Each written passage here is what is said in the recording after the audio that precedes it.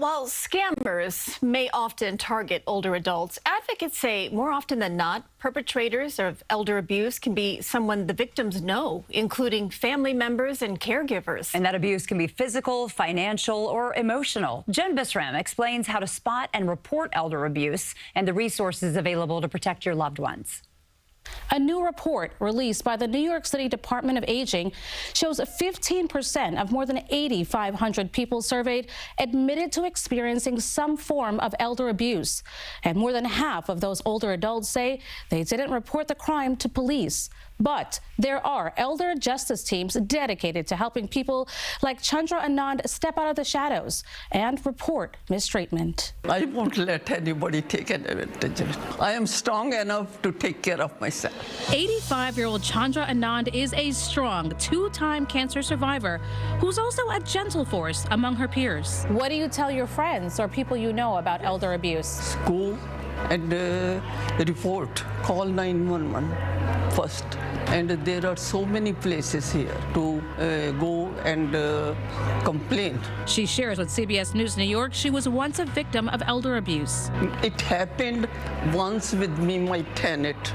That time I was scared. But she says the Elder Justice Care Team at Sunnyside Community Service in Western Queens helped. We want to make sure that older adults are safe. If they come forward and report that someone in their life is neglecting them or hurting them, we provide case assistance. We help them travel to court, family court. We work closely with the Queens District Attorney's Office, sharing resources. According to the New York State Office for the Aging, 1 in 6 adults experience some form of physical or financial abuse. 50% of abuse cases involve a family member. And for every case reported in the state, 24 go unreported. Older New Yorkers are experiencing abuse in silence, and they don't have to. They may not know how to reach out for help. Sometimes it's cultural, keeping things in the family. We don't say that things are wrong. What are the signs that an older adult is being abused? Physically, signs: a person can have a bruise, maybe on some part that's visible on their body. Sometimes they might be hiding bruises. Experts say caregiver burnout, fatigue, lack of training, and even unmet guilt can contribute to elder abuse. Sometimes people who are caring for someone else can feel overwhelmed, and they don't know how to provide that care, and they begin to lash out verbally, emotionally. They can be manipulative. Physically, they restrict access from finances. Anand, an immigrant from India who has 5 grandkids, is taking her life in her own hands by attending adult services and workshops so she can stay independent as long as she can. Talk to the friends, do exercise. There's a lot of other programs, like nutrition program. I love every day.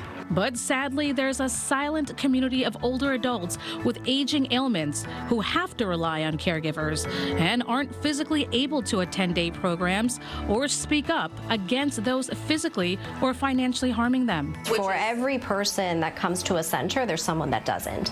And there's that silent homebound population that we're just not getting to. Your neighbors are a connection to community. They can be your friends. If you notice someone's not been coming out of their apartment, knock on their door, ring the bell, see how they're doing. If you suspect elder abuse involving a relative or neighbor, contact an adult center near you. Advocates will help that older adult file a police report, contact banks if it's financial, get an order of protection if necessary, and whatever else is needed to ensure their safety. Jennifer Bisram, CBS News, New York. Jennifer covers aging and caregiving. If you have a story for her, just scan that QR code on your screen.